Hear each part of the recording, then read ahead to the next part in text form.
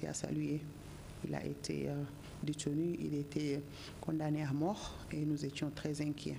Et nous sommes très, très, très soulagés de voir qu'il a été libéré. Et bon, ce qu'on déplore par contre, c'est que parmi ces prisonniers libérés, il y en avait beaucoup qui ne devaient pas être là où ils étaient pendant des années.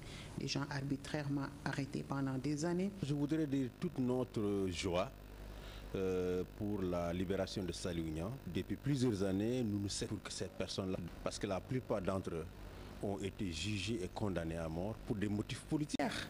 Il y a eu une marche organisée sur les routes de Banjul pour aussi remercier les prisonniers. Et ce qui est beaucoup plus choquant, c'est la plupart ont été interrogés pour dire que c'est Dieu qui les a. En fait, c'est une volonté divine, mais qu'ils rendent grâce au président. Yaya Jammeh ne peut être félicité que lorsqu'il aura opéré des réformes en Gambie, lorsqu'il aura révisé ou abrogé toutes les lois iniques qui lui permettent de confisquer les libertés et de porter atteinte aux droits humains dans ce pays.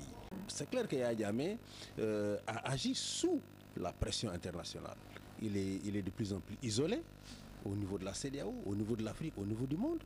Les précieux bailleurs de fonds lui ont coupé l'aide, l'économie gambienne est écroulée et il sait très bien que tant qu'il n'aura pas donné des gages d'ouverture, cette aide ne va pas reprendre.